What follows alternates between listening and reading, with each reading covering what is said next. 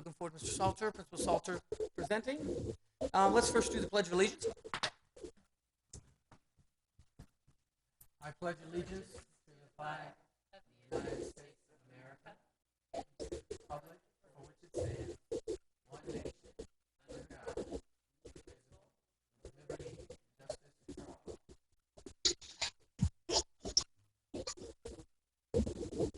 Okay, Ms. Jacqueline, do you want to do roll call? Thank you, Chairman.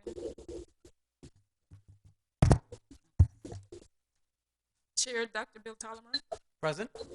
Vice Chair Brittany Lee, Crystal Clark, Julie I. Smith, Lisa Ryan, Present. Denise Lawrence, Alexandra Agate, Present. and Councilman Jeffrey Mara. Here. Thank you for joining, Councilman. I know it's been a tough one. We're glad to have you. Hope you're feeling better. Indeed, I am. Thank you. Great. Okay. Principal Salter, let's start you off and let's do great things and hear what's the fun things going on at Cypress Trails Elementary.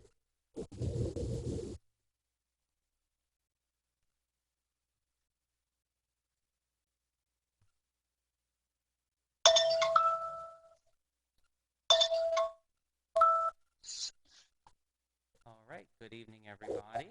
Looks like you can see my screen. So I'm Bruce Salter. I'm the proud principal at Cypress Trails Elementary School. And there's a little bit of feedback. Yeah, hold on a second. Let me see. Okay. It's Sir Humera has his mic on. Councilman O'Meara, do you have your mic on? I may have it. Let me. Thank you. Okay. It is my pleasure to present to you all tonight all the great things that we're doing not too far away from here at Cypress Trails Elementary School. Because it's been 3 years since I first stood before you as the brand new principal at Cypress Trails, I figured I would start off by just kind of reintroducing myself. There are some new members, new faces, and of course anyone in the community who's watching. So first and foremost, I am proud to be born and raised a Hoosier from the crossroads of America in Indiana. Grew up there, and my alma mater is Hanover College. It's a small liberal arts college right on the Indiana-Kentucky border. So about 1,100 students, so I had the ultimate college experience and was an athlete in college and really had the full experience to grow. And when you go to a liberal arts college, you don't necessarily get a degree as much as you get preparation for life. So that was really important to my upbringing. And then my family, and we love Halloween, and we always dress up in themes for Halloween. So I wouldn't be who I am without my family. My career in education, I started off at Royal Palm Beach Elementary School. I was 23 years old, moved down here from Indiana, and it was home for me. And that's when I really got the opportunity to learn how wonderful of a place the village of Royal Palm Beach is, and grew under the tutelage of our very own Mrs. Gogler. She was my assistant principal for a few years before I then journeyed over to Seminole Trails Elementary School, where I was the assistant principal for 6 years. And then now here I am back in the village. So there is a theme here. I do like to dress up. When I was looking through photos, I'm like, well, I want to find photos that represent, who I am, and so there is a theme there, and it's not the last time you'll see me dressed up. All right. So just as a background, a current state of our school this year. Cypress Trails Elementary School opened up in the 89-90 school year, so right before our lives changed forever in March of 2019. We did celebrate our 30th anniversary right before that, so that was a wonderful event that we got to celebrate. We have 480 students this year, which is actually an increase of 40 students from last school year. So that has been a wonderful addition to our school. And it's nice to welcome so many new families, some returning families who left, during virtual or blended instruction, and have now come back. We have 0 vacancies, and that's something that I'm very proud of. From the first day of school to now, where we've earned 2 new teachers this year, these 40 additional students generated 2 additional teachers.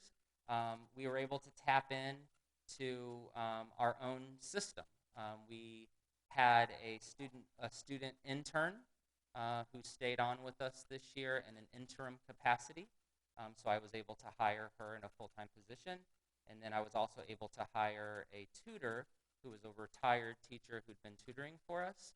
And I guess we made her feel so welcome that she got the itch and wanted to go back into the classroom. So luckily, I was able to fill both of our vacancies with homegrown people, and that ultimately is benefiting all 480 of our students. Also, 0% of our level 1 and 2 students are taught by new teachers. I think that's something else that I wanted to showcase, that's intentional. In our grade levels in 4th and 5th grade especially, we have veteran teachers who are familiar with the curriculum, who collaborate together. So that's done intentionally. I know some schools can't control that, but we can, and that's something that we definitely pay attention to, because that's very important. We're also a Title I elementary school. We're the only Title I elementary school out here in the Western communities. We are barely Title I, 70%. We always kind of float around that 70 to 72% mark, but especially last year, there was a lot of factors that, that were in play, but our families really understand the importance of applying to be, for free or reduced price lunch. Even if you don't use it, you could qualify. And so we do a marketing campaign to try to be sure that every single family applies, so that we can continue to receive that funding. And I'll share that with you in just a little bit about how we utilize those funds. Our demographics, that we're 42% Hispanic, 29% white, and 21% black. In my now 4th year that I've been principal, our Hispanic population is growing. At our school, that's our fastest growing. Our other 2 demographics have pretty much remained pretty consistent, but our Hispanic population has increased. We are 12% ESOL, and we are 12% students with disabilities as well. And another factor that I know is common out here in the Western communities, but it does have a lot to do with our success, is that we have 76% of our teachers that have 7+ years experience. So again, that provides us with that opportunity to really focus in on the experience, the collaboration. But as I'm going to share, though, a little bit later, there are a lot of new things in the district this year. So we're all learning and continuing to grow. So all the way back in 2018, 2019 was the last time that the school district gave out the state gave out official letter grades. We were an A back then, so I wanted to share that again, and that we were an A at that point for our 4th consecutive year. And in the school district, we were one of only 2 A-rated Title I schools for 4 consecutive years. So that's something that we're very proud of. And all those factors that I've shared so far, and the ones that I'll share here in just a little bit, definitely contribute to that. But also that this is a village effort. It starts in the early years with our local daycares and our VPK programs like the one at H.L. Johnson, or even Loxahatchee Groves, our local programs. But it starts there. But for our school to be A-rated, non-traditionally, typically Title I schools aren't traditionally A-rated, that means a lot, and we've been able to maintain that. And then also, too, we were a school of excellence at that point for 3 consecutive years as well. That category comes with your test scores being in a certain percentile of the state, so that's something that we're extremely proud of as well. So this past school year, some highlights is that we did maintain or actually improve in our ELA categories. And then we also were able to maintain in our math learning gains. So those are areas that, despite all the challenges of last year, we had 99% of our students walk through the door to take the FSA. And we know that data was real, even though the steps leading up to that were extremely challenging. We knew where our students were because they all, 99% walked through our door to take the test. So we did have real data, and we were able to identify these areas of highlights. So we're building on that, and then in just a moment you'll see the areas that we're going to work on. So taking the lead from our patriarch, Dr. Armis, I wanted to focus on the 3 areas of leadership that we look at when we look at working as school leaders in the district. And the first one is systems. So I felt like that was a good way for me to organize my presentation tonight. So the systems, the first one that we all focus on is our school improvement plan. So for us, when we were looking at our data from this past school year, like the district and like a majority of schools, our area of focus is going to be on instruction related specifically to mathematics. And the 2 areas that we're really focusing in on this year is achievement in mathematics. That would be scoring a level 3 or higher on the FSA, and learning gains for our lowest 25% students. So those are students that this year are going to be 4th graders and 5th graders, plus any retained 3rd graders, whereas last year the learning gains were more focused on 5th graders because they were the only ones on campus who had taken the FSA 2 years previous. So some of the action steps that we have developed in collaboration with our school advisory council recently is the first thing that we're going to focus on is the small group and differentiation of instruction. We, until recently, had a tutor on campus for mathematics, but she was one of the teachers that I hired. So that is a challenge for us currently, is we are on the lookout for a new math tutor because we need one to help to achieve our goals for this year. But with that focus, we utilize what is called an out-of-system tutor to provide strategic differentiated supports during the school day.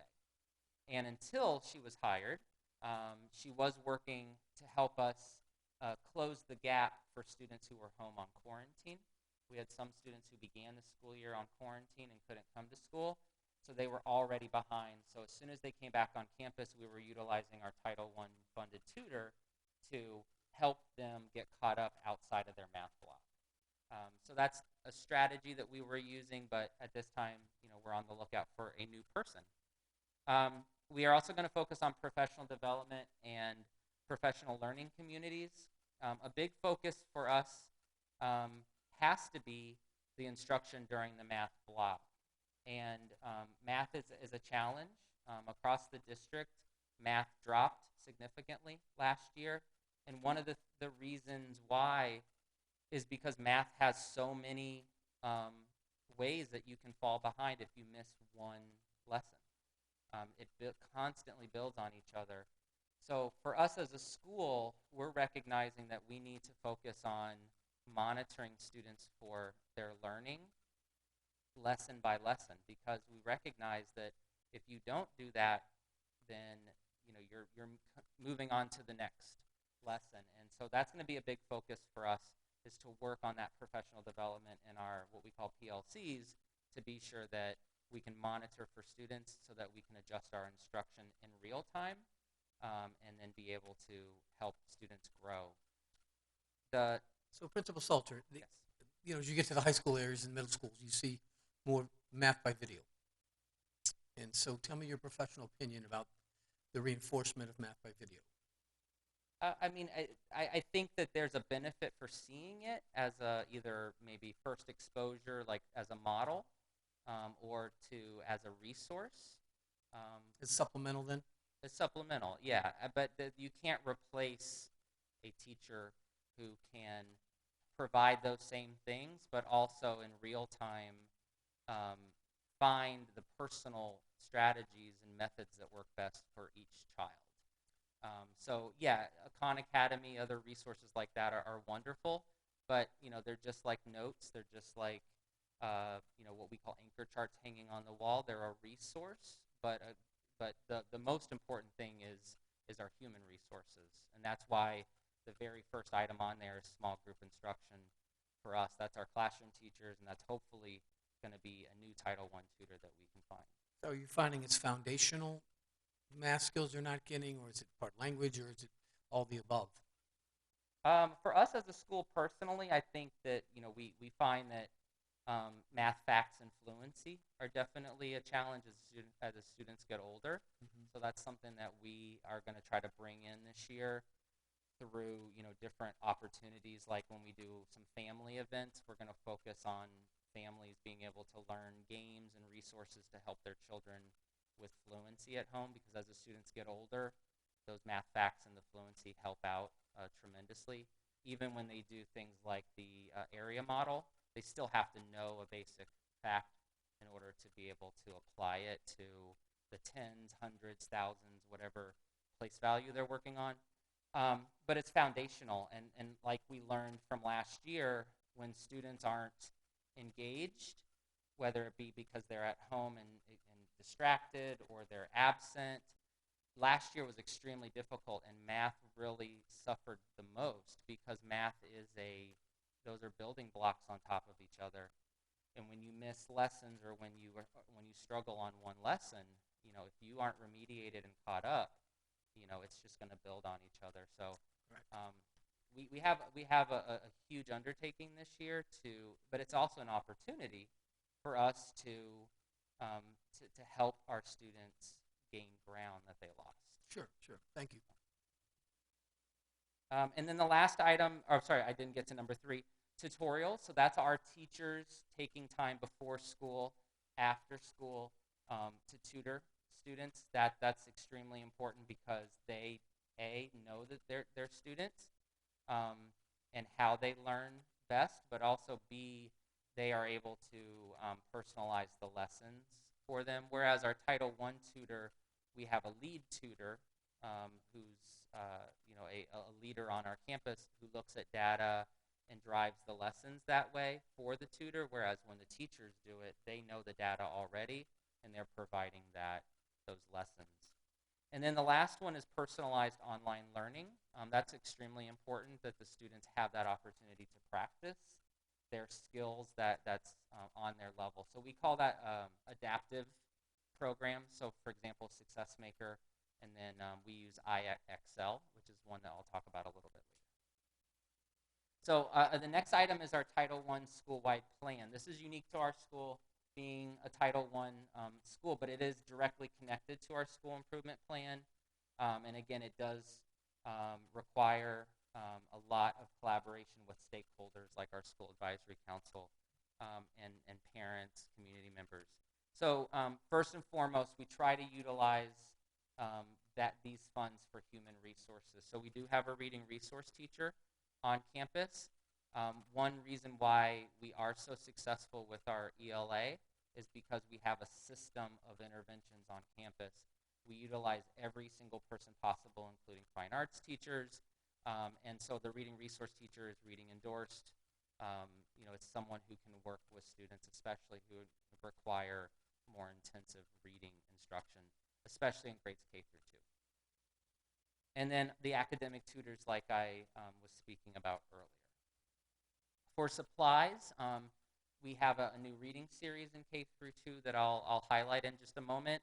So our teachers need more resources. So that was something that we have identified for our funding.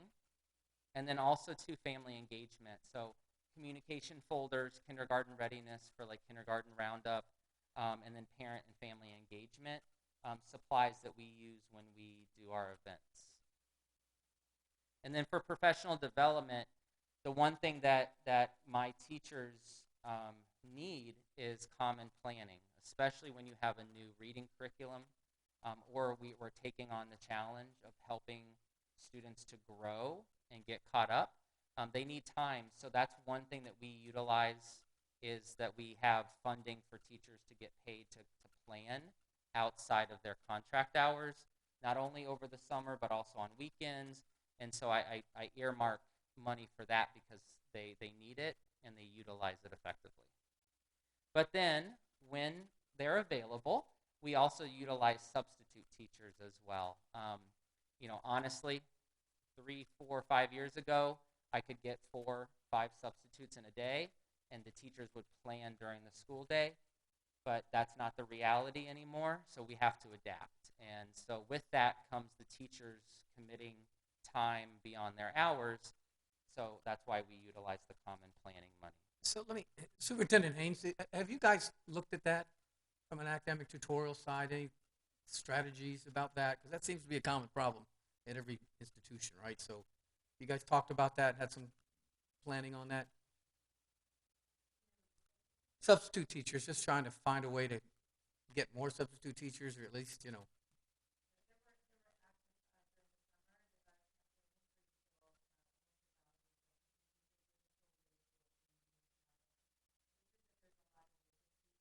Mm-hmm. No. You,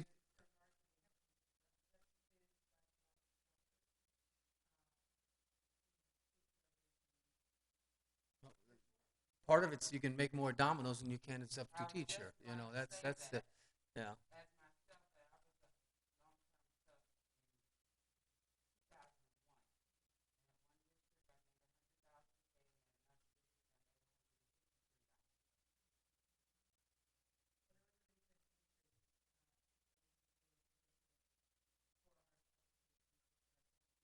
Yeah. Okay. I'm sorry, Principal Salter. I thought I'd ask. No problem at all. Yeah. Thank you, Um, Superintendent Haynes. So then for family involvement, we have 3 main events that we hold throughout the year that are focused on Title I.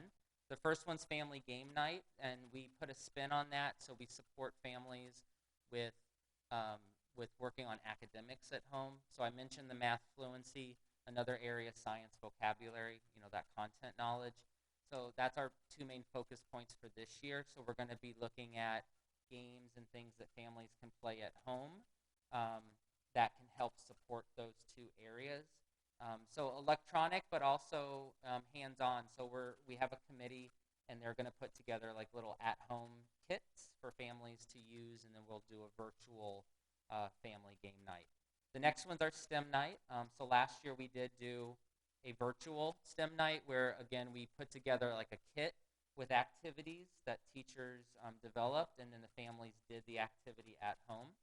And then the last one is our literacy night, which last year we did it during the day, and it revolved around families and community members doing. It's during Celebrate Literacy Week, and so at that point we had a almost like a drop everything and read event where during the day families could read to their classes virtually, and so we used Google Meet to do that. But we held a family training. This year we're going to do the same thing, and it's going to focus around the new reading curriculum and the new standards in kindergarten through 2nd grade. And then extended learning, we utilize our Title I funds to strengthen our partnership with Lion Country Safari, and so I'll get into that a little bit later as well. And so next we have safety and security. And so the very first thing that I want to share is the ways that our school is trying to prevent the spread of COVID-19. So the first thing that we do, and these are 2 things that are unique to our school, and I want to preface it by saying that not every school can do this. We have 480 students.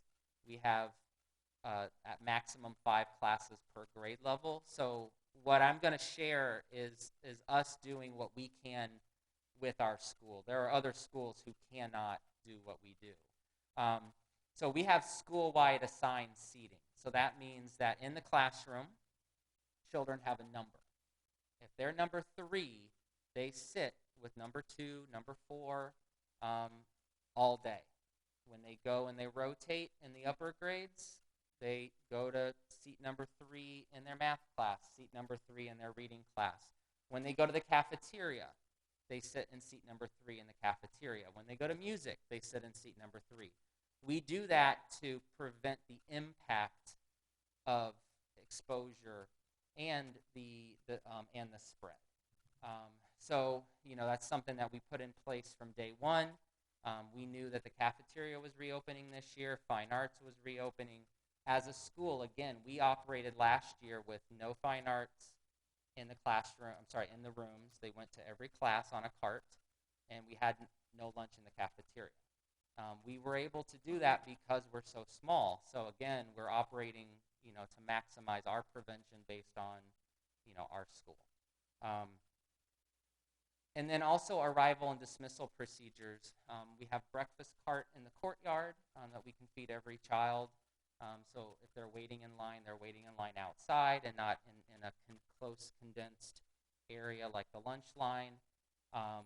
They eat breakfast in the classroom, so my teachers are committed to opening up their doors earlier than usual to let the children in, because we understand that's really one of our major blind spots on campus is that, the morning arrival. You cannot wait too long to let the children in the classroom because you can't monitor so many students for social distancing and, wearing a mask appropriately and things like that. But then our dismissal procedures, we also utilize a number system in the afternoon that allows our students to come out when they see their number and not be sitting in groups together. And they can come out in a nice spread out manner. And we also utilize waves in the way that we dismiss our bus and walking students. So we do everything we can to minimize that. The number one thing that's not up here is our families and our teachers and their commitments. The number of times that I have a family who calls me to share, a possible case, a possible exposure, and it's just I'm really amazed by the commitment that our school has for safety and the safety of others. So I really want to commend my whole school community for that. And then also to other safety measures, and a lot of this has come through funding over the last few years since the tragedy down in Parkland. So we do have swipe pads and what are called they're called air phones, but it's really like A phones. But it's the doorbell that you ring that the office can unlock the door. We have those on every single door on campus that leads into a building. So we have a system in place where you can only get into our buildings with a badge or by pushing that button. What this does is this then provides us with 4 layers of security. We have our fence, we have our courtyard, we have the building, and then we have the classroom. So it really provides us with a lot of security. And of course, anytime a gate is open, we always have a person there because it's in the morning or in the afternoon to provide for arrival and dismissal. We have a school resource officer, Officer Jim. He is just wonderful. He's the perfect elementary school resource officer, builds relationships first and foremost. And then we also have a threat assessment team, like every school in the district does, but ours is comprised of very important people who know the children so well and know the families. And then, of course, we have Fortify Florida, and that's something that we teach the teachers, the students, the families about. Another thing that's unique about our school, another system, is our fine arts rotation. I don't know if a lot of schools do this, but we rotate weekly, so students attend each fine arts class for the whole week.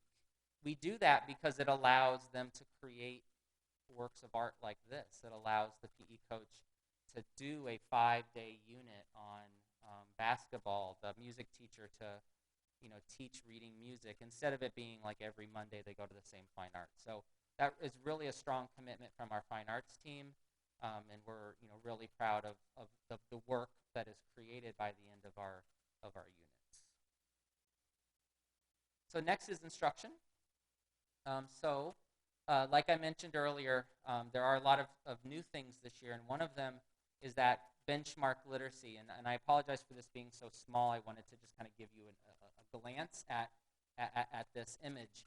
So benchmark literacy is our comprehensive system that this year we're using in grades K through 2.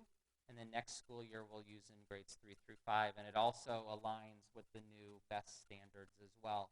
So the reason why I showed this image is this is an alignment chart. And on the left are the 10 different units that each class or each student will learn, but they're the same across grades K through 5. So what's nice is that all of these units are based in content literacy, which at our school we had been doing as a pilot school for what's called CKLA, Content Knowledge Language Arts.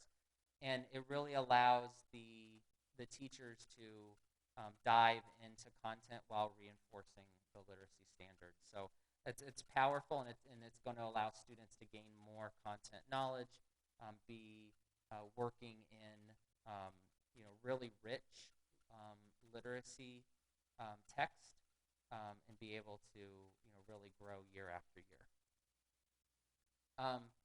So this shows the components of a unit at a glance. Again, it might be a little hard to see, but along the left is the different components. So you'll see read aloud, shared reading, phonics, reading and vocabulary, small group instruction, writing, and everything is aligned within that topic for that unit. So it's really powerful, and it's going to be it's going to only get better year after year as our teachers are becoming more and more familiar, and that starts with collaboration. So again, that's why we've invested our Title I funding into common planning for our teachers. But in grades 3 through 5, we are still utilizing content-based literacy. So in grade 3, we're utilizing core knowledge language arts, CKLA, and in a couple of the domains are light and sound and colonial America. So kind of just to give you the idea of two different types of units there.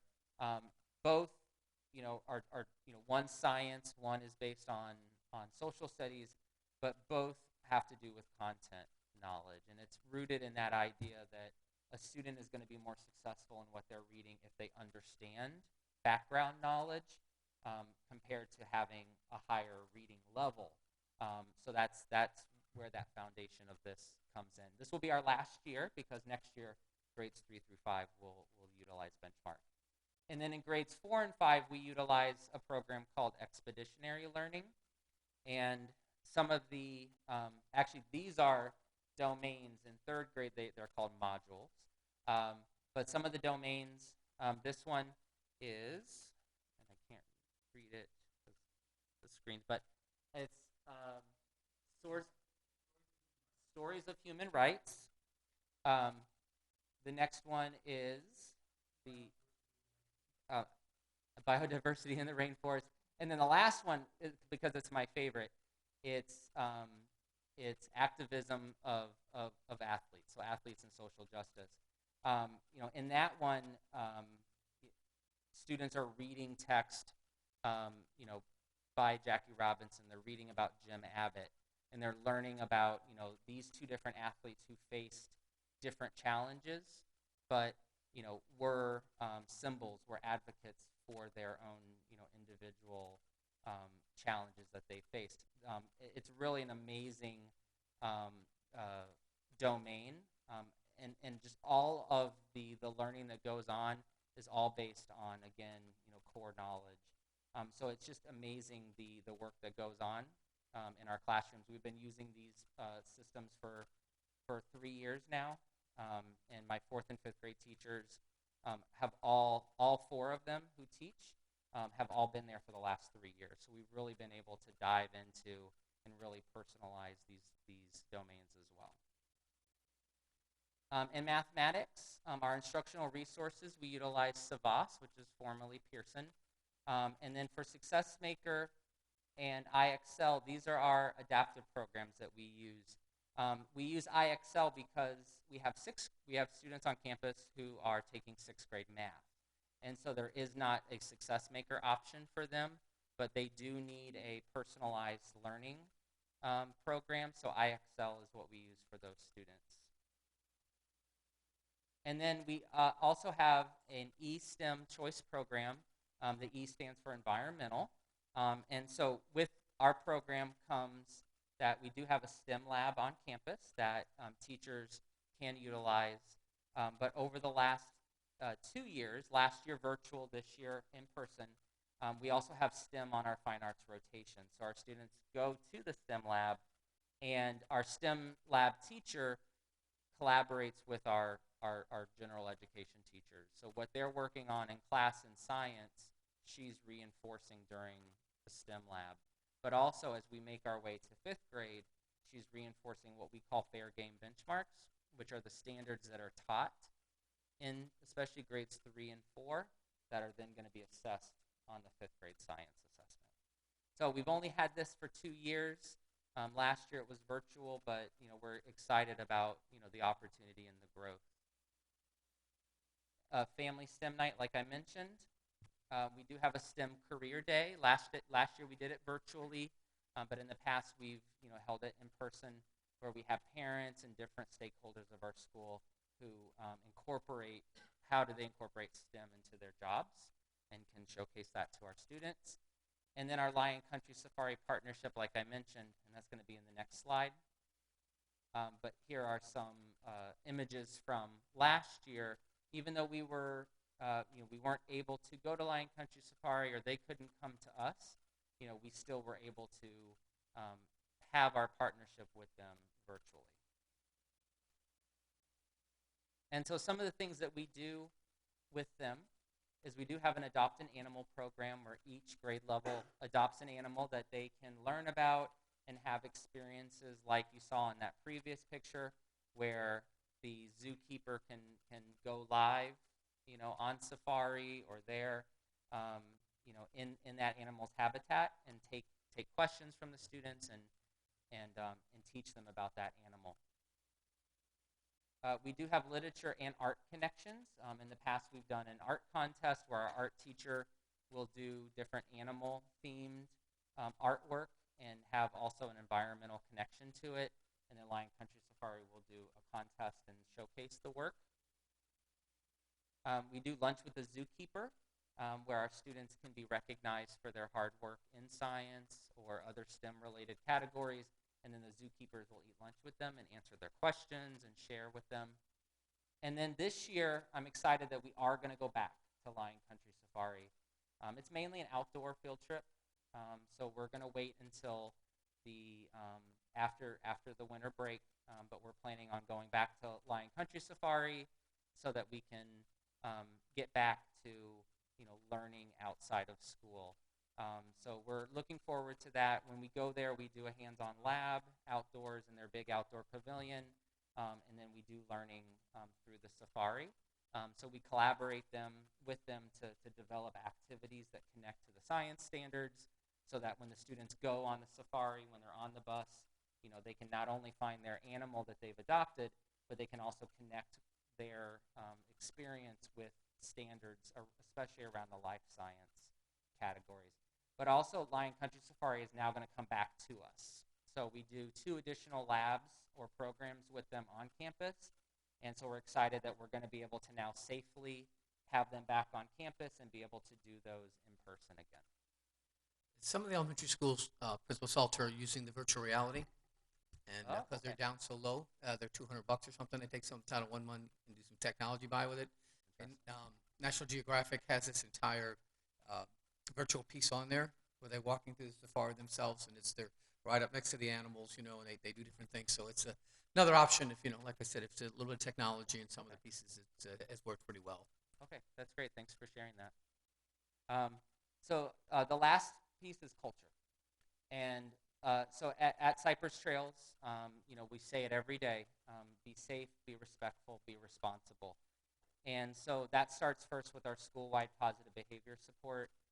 We utilize not only teaching these expectations, recognizing students for that, and we utilize a program called Cypress Cash, where the students are working collectively as a class. If they get 10 Cypress Cash, from anyone on campus who recognizes their class for hard work, following these 3 guidelines. Then, for example, they get an accessory day where they could wear sunglasses or a type of an accessory to school. It goes all the way up to, larger prizes. So it's a really a great way to teach that collective hard work towards being positive on campus.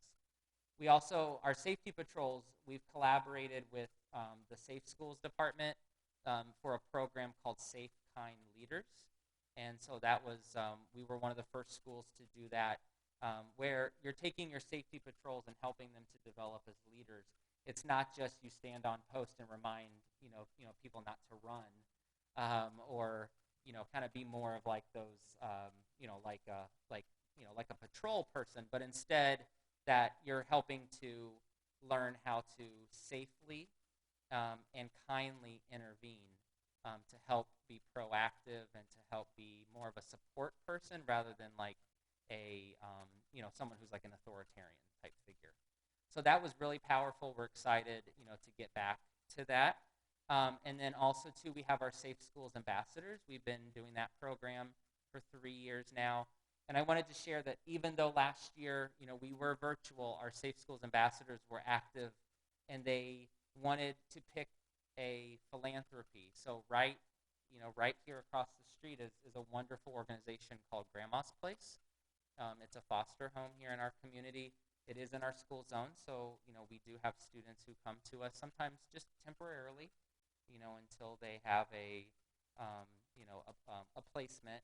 But that's a very important part of our school. So our ambassadors raised money last year, and they were able to raise almost $800 that we could then donate through purchasing like board games, activities, things that the director of the home needs to help their children with learning. And it was powerful. We were able to do that just through doing Spirit Days, where you bring $1 and you can dress up in pajamas, or bring $1 and it's 80s Day. And it was amazing that our students had that idea and were able to do that. And then also, too, we participate in other days like Unity Day, which is coming up this month, and then Pink Shirt Day. Those just allow us to be able to teach, different types of character traits, and, most importantly, to be respectful and understanding. And then we also have a buddy bench on our campus, which is in our kindergarten through 2nd grade playground. We wanted to invest it in our younger children and teach them, the importance of, recognizing when someone needs a buddy, when someone needs help. So that's something that's a vital piece of our teachings, and especially in kindergarten through 2nd grade. We have a group on campus called the Wellness Warriors, and that's my school psychologist. It's headed up by my school psychologist, who is not an official member of our school, but instead, she works for a different department, but she is a family member of our school. Literally and figuratively, I consider her literally, but I mean, she's figuratively a family member of our school because she views our school as her home. And so she wanted to really recognize last year that our teachers and our staff members needed support. So she and my school counselor, my behavioral health professional, put together, they came together to form the Wellness Warriors, and they have decorated, and they provide snacks and items for our staff lounge, but they also do surveys, and they also share things like this to help our teachers and our staff with their own wellness. And then for family engagement, that same group, our Wellness Warriors, also do a survey for our families to find out what do our families need, what kind of support do they need, and what type of topics could they use support on. Like I mentioned, family game night, family literacy event, our family STEM night, which, here's a picture of last year of one of the Google Meets where the teacher is, doing a demonstration of the science activity while students are at home with their families following along using the materials that we put together. And then Our next event is our annual book character parade. Last year we did we did a showcase where it was all virtual, but this year, because it is outdoors, we can stagger it, and we are going to welcome families back on campus, and do it, in smaller groups, not the whole school like we traditionally do. But because it's outdoors, we know that we are able to provide that opportunity. So we're excited that we can have this parade again, and be able to do it in a way that our families can participate and come back on campus. And this is my last slide, which is just to invite everyone to follow us on Facebook and on Twitter. And that is it for me tonight. Are there any other questions? Board, please.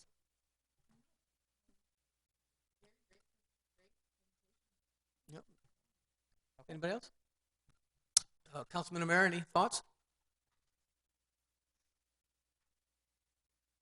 Once again, it's just an excellent both presentation and also the content of the school is amazing. Every year is something new and different, and the agility that you guys have demonstrated over there handling the pandemic has been remarkable. Thank you for what you do for the community.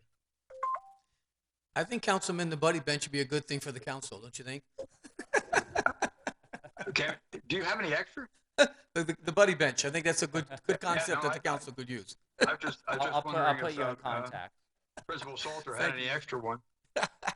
Thank you, Principal Salter. All right. Thank you, everybody. Congratulations. Thank That's you. a great thing.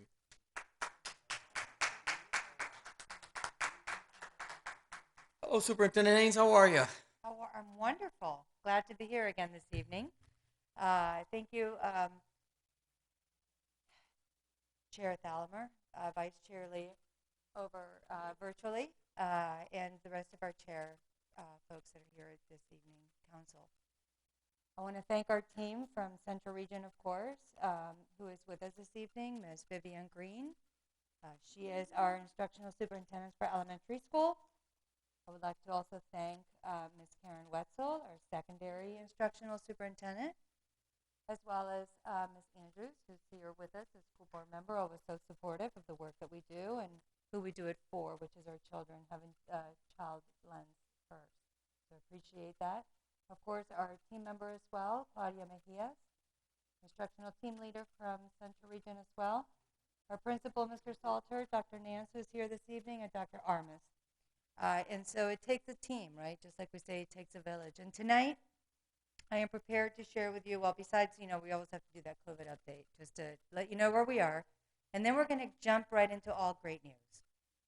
But as of today, I do need to report that we've had a total number of cases of 6,036 of COVID positive cases within the school district of Palm Beach County, employees 828, and students 5,208. How does that compare? Pardon me? How does that compare?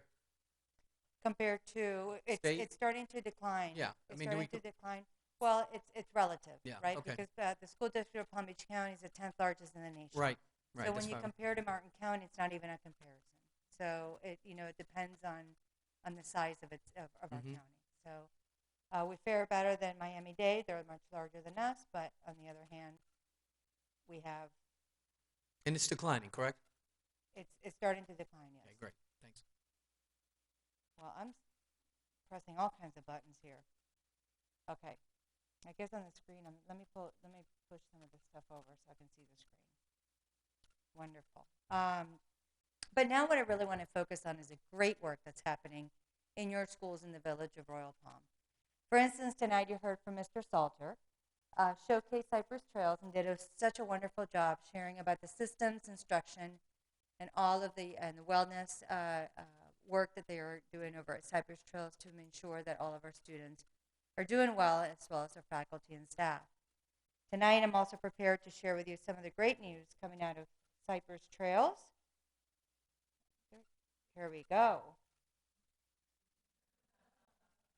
He did talk about the fact that he likes to dress up.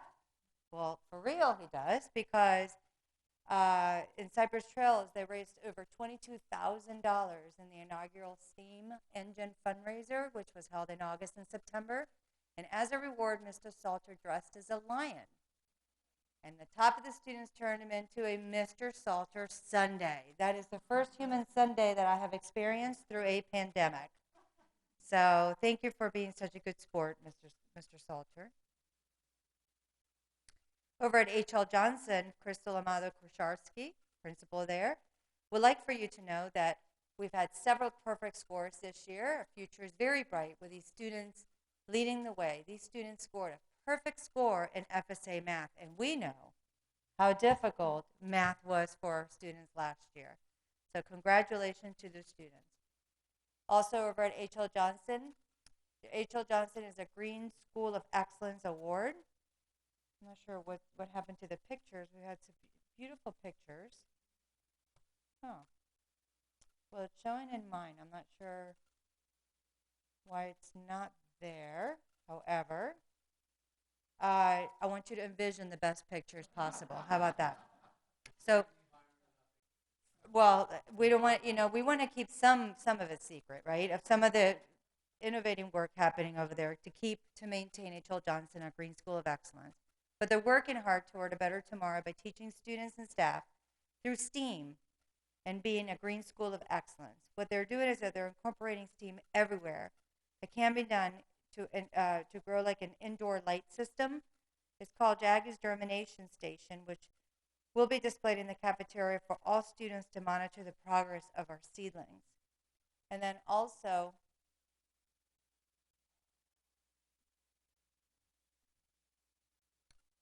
Food Forest is starting to come alive, and that will be on the right-hand side if you can just envision that.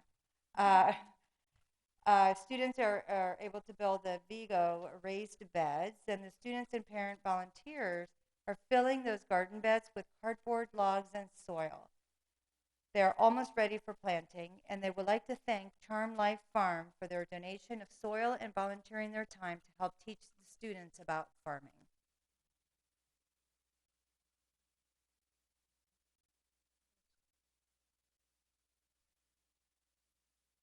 So you can tell I'm having a little bit of a challenge, only because what's happening is that the Zoom meeting piece, the webinar, the feature is right in the middle of the screen, so I'm trying to work around it. So my apologies for the delay.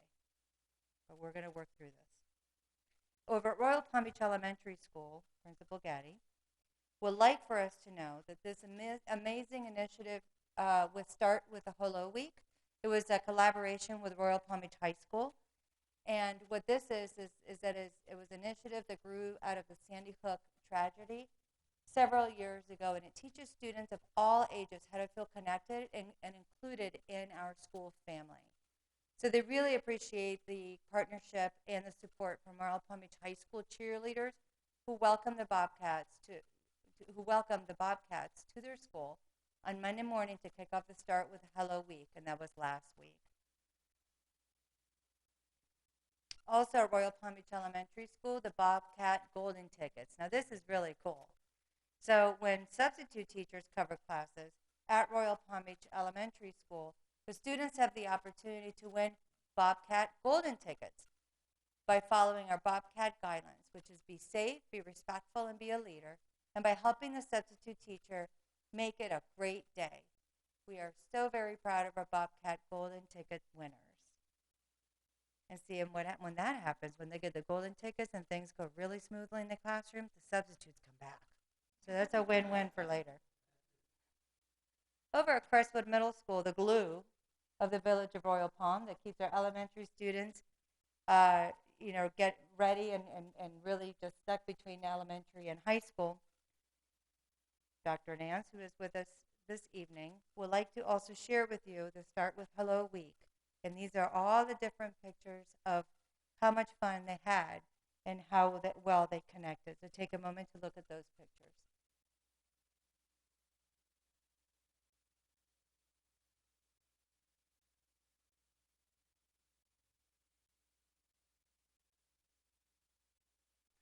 Also, Crestwood Salutes, Miss Lisa Hutchins as the 2021 Florida School Counselor Association School Counselor of the Year nominee. We're very proud of her. And also, Ms. Amy Neal, which is the 2021-2022 Go Teach Education Foundation of Palm Beach County grant winner. And of course, our oldest learners, Royal Palm Beach High School with Dr. Jesus Armas. What did you say? No, I missed that. learners. Learners. Oh, sorry. No, learners. So let's be nice. Royal Palm Beach High School cheerleaders. This is now on the flip side, how they participated in the Royal Palm Beach Elementary School Start with Hello Week. So they too wanted to showcase their partnership. Also, the Wildcat football team on Friday, September 24th, was able to share, and I think this is really awesome. They chose a teacher who made an impact on their life, and the teachers received a shirt with the players' numbers on the back who nominated them. And we know that relationships are the key to success. So we want to thank our Royal Palm Beach High School teachers who have made such an incredible impact in some of our football players, students, and on the team. It's really cool. I love it. There they are. And that's it. That's our big highlights from your schools in the village of Royal Palm Beach High School, and we're very proud of their work. At this time, if you don't have any questions for me, I would like to invite Ms. Andrews for a few words. Any questions for me first?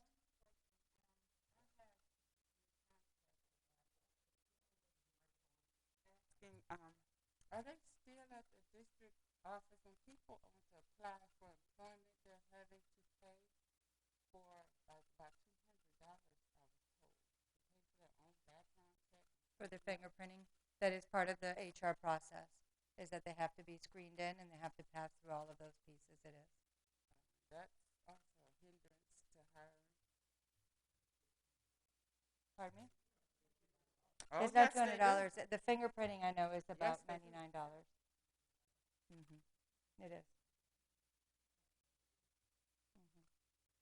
I do know that for our aftercare, they are working on ways, and because these are students, high school students, who are also trying to get those part-time positions after school. They're looking at ways to be able to support them with that. Superintendent Haynes, maybe next month you can tell us, we lost a lot of students, right? And any updates on where we find anybody, or they start to come back, or any of those that we lost? I know that was a concern of yours a while ago. I just wondered if we had an update on that. If you can do that next month, it'd be great. Well, I can actually provide that. I don't. Oh, have you can? The, I Great, don't okay. have the exact numbers, Yeah. but I can share with you that some of the students have actually come back, and you can tell by the enrollment, the increase in enrollment in some of our Western community schools, especially. But on the flip side, some of the students have selected to stay in FLVS virtually, and also the enrollment for Palm Beach Virtual has increased exponentially as well. So the students are either staying virtually, or there is an increase in enrollment. Sure. Ms. Andrews?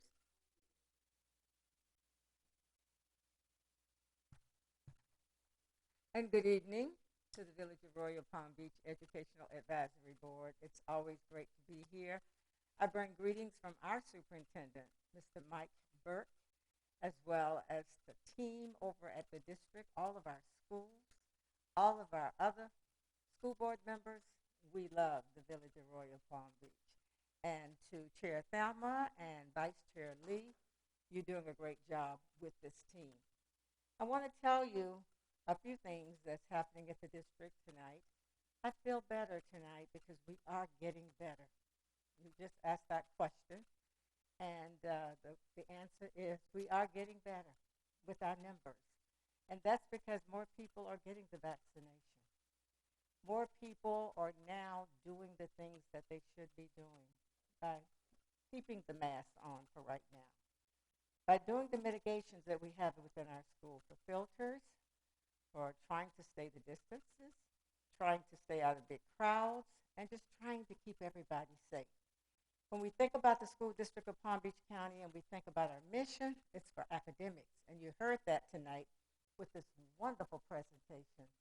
Cypress Trails Elementary School, Mr. Salter. You're awesome. You're doing a great job over there. I truly enjoyed being with you on the first day, as I said, waving at all of the parents. but I do know Cypress Trails Elementary School because my grandkids went there. And it's still a great place, and you are getting it done. So we're thinking about the academics, and you heard that tonight. But you heard it from Mr. Salter, and you hear it from Mrs. Haynes and all the rest of the principals and the schools. It's also about wellness. It's also about emotional and mental health and keeping everybody safe. And we are still in the pandemic. Even though we're doing better, we're still in this pandemic. And our children are still really working hard to do their very best to be successful. When we think about it, we had a lot of unfinished learning through this pandemic. We know the best place for any child is to be in the school and to have all of the children back. And I'm out there visiting schools every day. They're so excited to be back to school. They really are.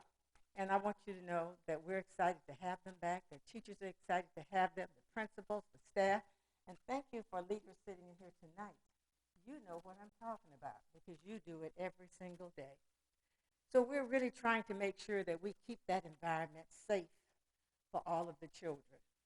Our superintendent, Mr. Mike Burke, is really working hard to make sure he meets with medical officials, doctors, pediatricians, looking at all of the data so that we can tell the public when we're going to get to the place where we can lift some of these restrictions. I know people are upset because they say, well, gosh, we're getting better. I'm looking at the football game. I'm out there. I see all of those people, but they're in the open. They are outside. And as you know, we don't have to wear the mask outside, as we told our children and our schools since last year, that when you're outside, you can't take your mask off. And that's where you see the crowds. But for us to get better, we've got to stay vigilant so that we can take all of these precautions and throw them away and live again the way we lived before, but we're not quite there yet. You saw the numbers today for the COVID cases, but we're doing better with the quarantines. We did receive information from the state as well as the CDC, the healthcare district, and the health department that gave us the ability to work with these students that were being quarantined. We had thousands of children at the beginning of the year that were being quarantined because they had an exposure to someone who had tested positive. But because we've relaxed some of the standards a bit based on the state Surgeon General as well as others, we've been able to keep a lot of children in school. That's a big deal. We don't need thousands of children roaming around in the street or home with no instruction or limited instruction. So when we look at the quarantines, it's like in the hundreds now when it was in the thousands just a few weeks ago.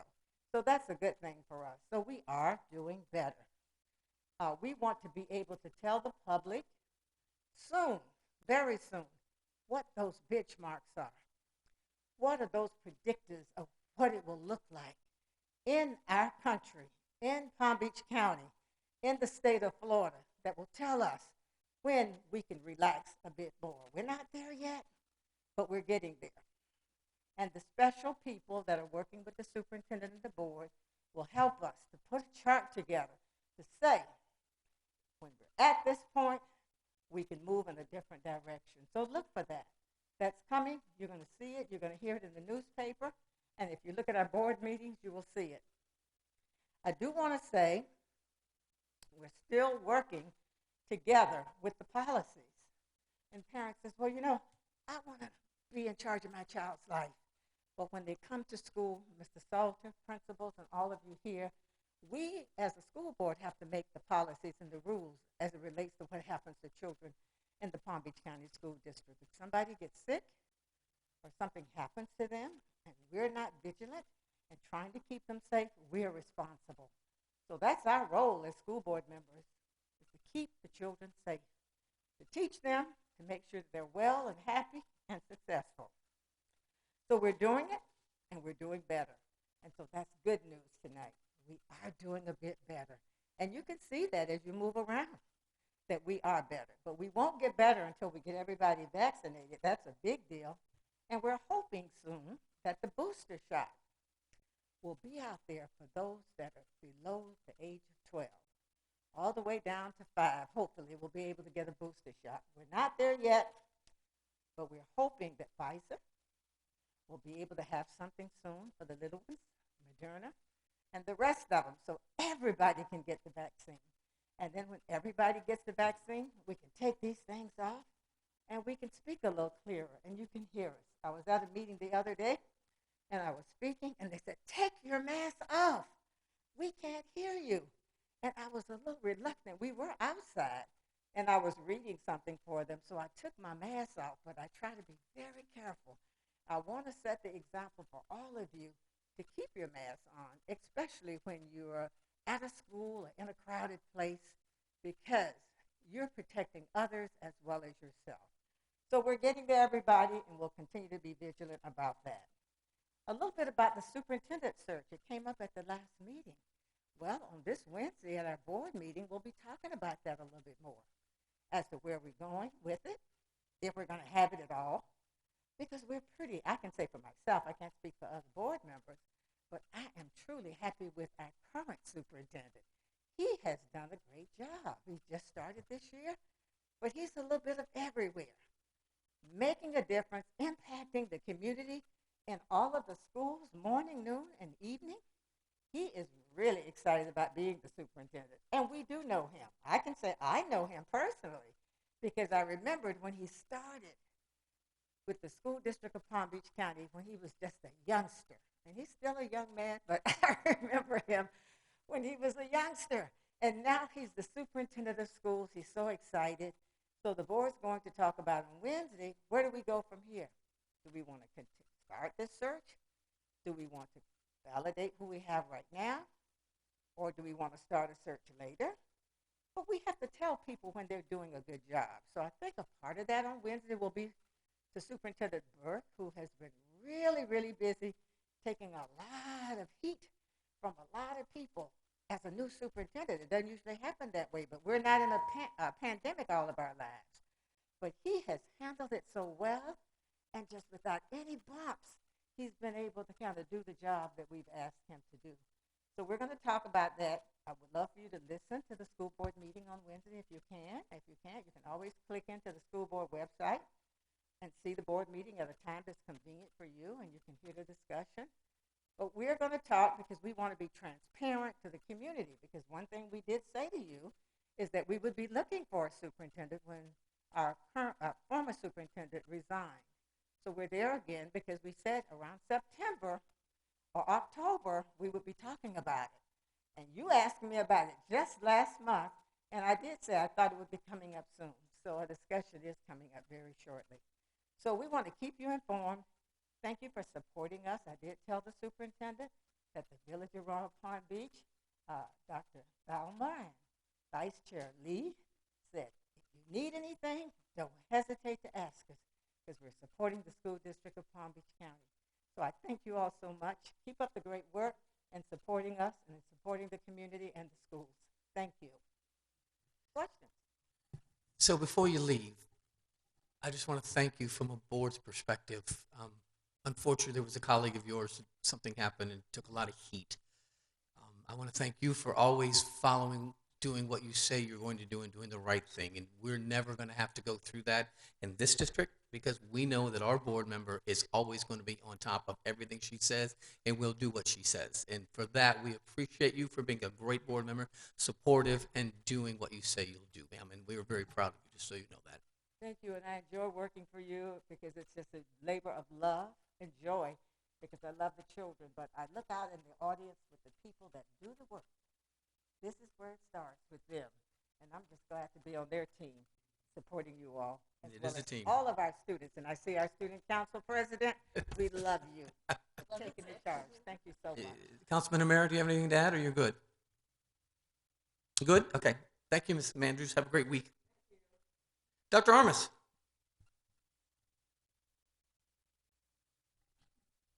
Hi, good evening. Last month, Councilman O'Mara asked me for some information on some of the credentials with our staff and how many we have that are alumni and such. And so I have that information for you.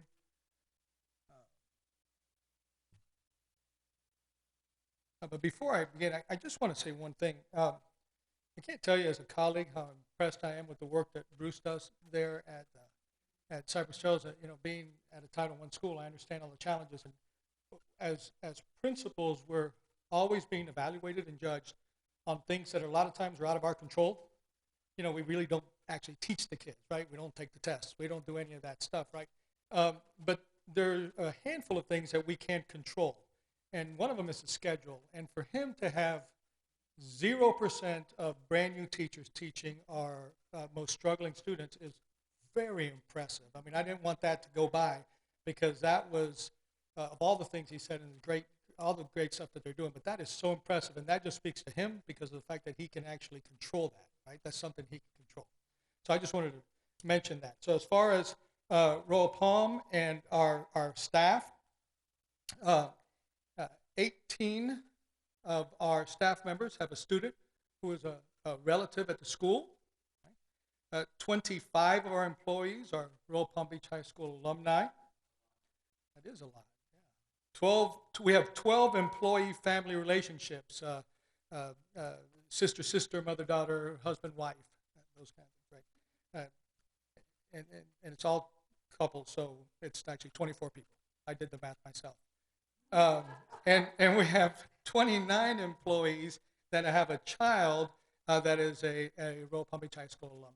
And so, again, it just goes to the, we hire people that love to be with us and love the school and have a real stake in what goes on.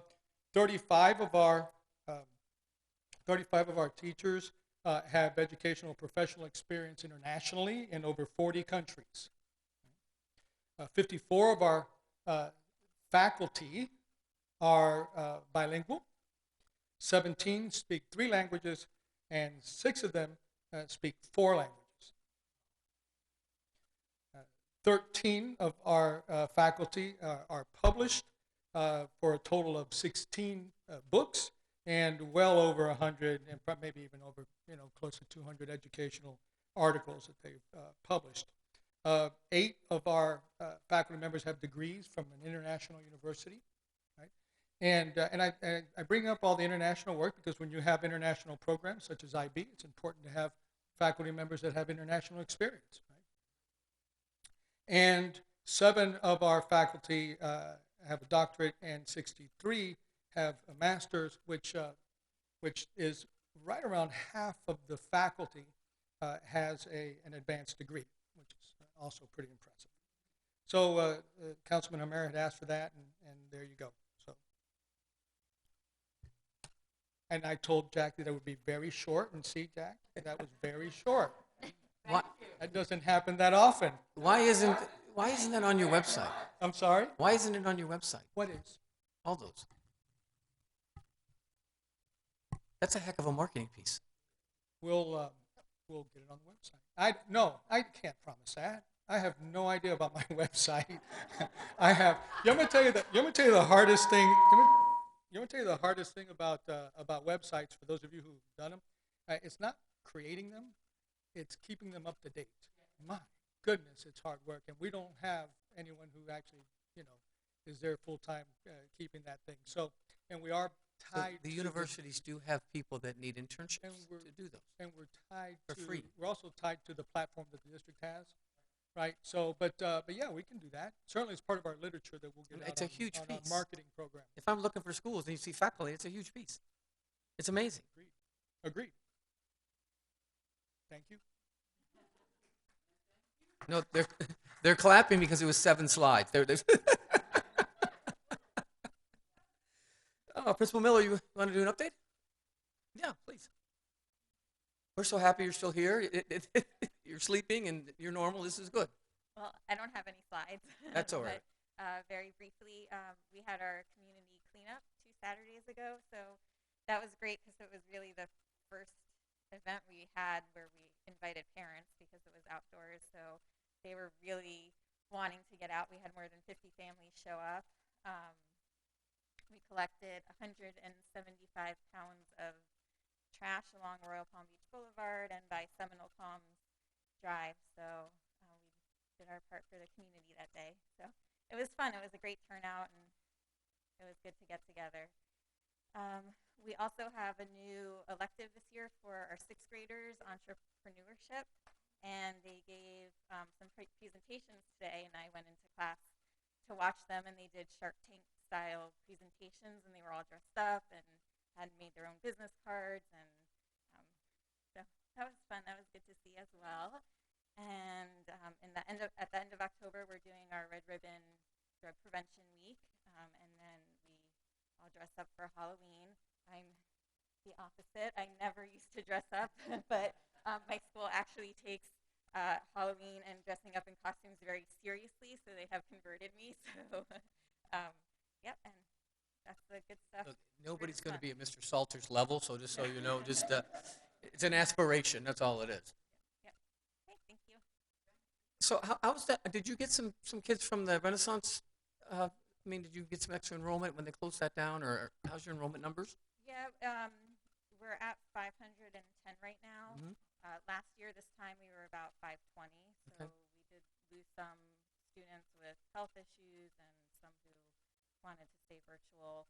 It seems like we have more coming in and out than we ever had before. So Mm-hmm. we did gain some from Renaissance. Ideal also went out of business, and that Right. was right across the street from us. So Mhm.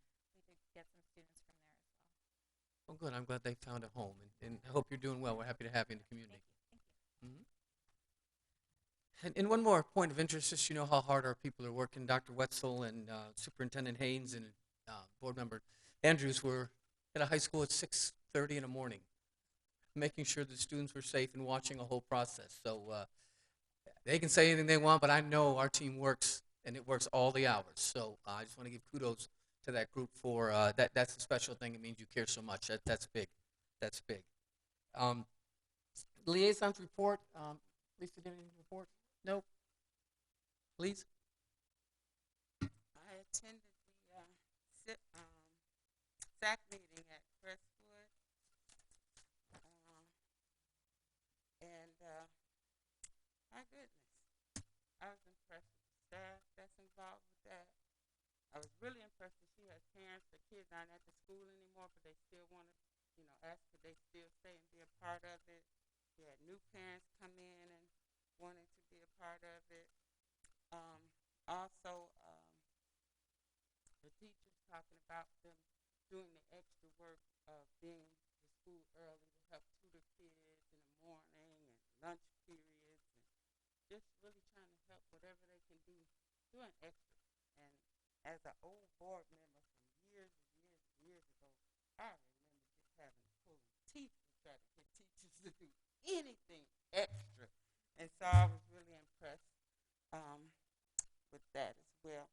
And she talked about, what she's doing with the additional positions she's gotten, and Title I tutors, and an Excel math online program, and they're just doing some good things over there, and it was good to be a part of that and see what's going on over there at Crestwood. Well, thank you. Appreciate that, Board Member Clark. Dr. Armas, I'll be seeing you tomorrow night for the Watchdog kickoff. 6 o'clock. Get some dads moving over there and get some real community interest in. So we're going to do our initial kickoff over at the Royal Palm High School, and it'll be a good time. It'll be fun. So looking forward to that. So now, let's see. Crystal, do you want to do an update? Principal Kucharski, do you want to do an update? Yeah. Hi, everyone. Thank you. We're working hard over here, trying to make sure that our STEAM programs are really involved with our students. So we have started all of our clubs here at H.L. Johnson. We have 17 clubs started, and included in that is our Green School of Excellence, and making sure that all of our students know about sustainability through STEAM.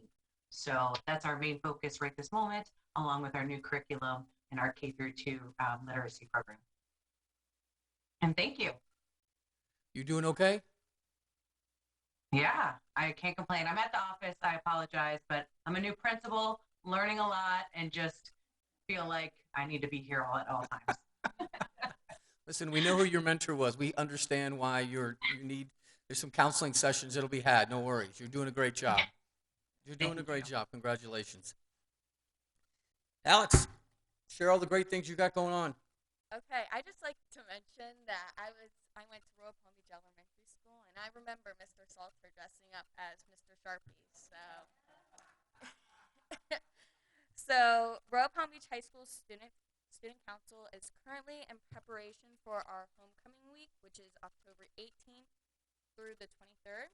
Our theme is That's So 90s, since it's the 25th anniversary of the school, and the school was created in 1997. On Monday, October 18th, our dress-up day is 90s movies, and our night activity is the Powder Puff game. Tuesday, the 19th, is Turn Up Tuesday, where students can dress in their favorite 90s music artist. The night activity will be a movie night in our courtyard. Next, we have Winning Wednesday, where students can dress in their favorite sports jersey. The night activity Wednesday will be a talent show. Thursday, students can dress up in 90s and neon fashion. The night activity will be our annual dodgeball event, Dr. Armis's favorite. Last but not least, we have Fan Friday, where students can dress in their favorite in their class colors. Friday night, we have the homecoming football game in the homecoming court. Also, alumni are invited to the game and will be served food. Alumni are also welcome back for the kickball game, October 23rd. If anyone has any questions or any input on our homecoming events, please let me know. My email is alexmarieagate@gmail.com. That's all I have. Thank you. So the sad thing is I don't even remember what the 90s were. I'm the 70s, so it's kind of sad. I get to remind, what are some good 90s things? So we got the Fresh Prince of Bel-Air. Ah, We got, well, it's not a good thing, but the Titanic movie. okay. We got some neon graffiti Okay. type vibe. Okay. You know. Okay. I'm there. I got you. Are you playing Powder Puff? No, absolutely not. Absolutely not. Thank you, Alex. Any other things from the public or anything? Miss Board member? Nope. Good. Board member? Good. Councilman O'Mara, anything you want to share? Just two things real quick. One is, I think, as you were suggesting, Bill, I think advertising the family nature of the employees, the faculty being such a great resource, says a lot. To me, it does anyway. First of all, you're talking about people who know the school from inside the school. And the fact that they want to come back and teach and work at that school speaks volumes about the quality of that school and the potential of that school. So absolutely, putting that out there. And that was one of the reasons I asked about it last month. The other thing I wanted to mention was Literacy Coalition of Palm Beach County. Every year about this time is involved in what's called Read for the Record, where we read this same book to pre-K through second graders across the nation. And of course, we're going to be looking to hopefully be able to do that ideally in person, if at all possible, again, pre-K through second grade, as we've done the last several years, and if not, virtually. And it's a book you won't want to miss. It's called Amy Wu and the Patchwork Dragon. And so that's supposed to happen on Thursday, October 28th, and hopefully you'll be hearing from Ms. Chris Wax, who will be calling from the village office to make arrangements to be able to do that reading. It's a great experience. It's fun for everybody, and we have hundreds, if not thousands, of kids that are read to in Royal Palm Beach, and then tens of thousands of kids that are read to throughout Palm Beach County, and there's a little bit of competition between the cities. So I'm looking forward to another great year, and I'll be practicing my Amy Wu and the Patchwork Dragon while I'm recuperating. So the last thing is, so that I broke my perfect attendance record here tonight, but I'll be back. Well, we hope you're feeling better with the back, Councilman, and prayers to you and get some healing in. Thank you. Okay, guys, we need a motion to accept the minutes from last month. So move. May I have a second? I'll second. Okay, all in favor say aye. Aye. All opposed say nay. Okay, motion passed. Okay, and I prove that we no new business. Let's have you adjourn for the evening. Thanks, everybody.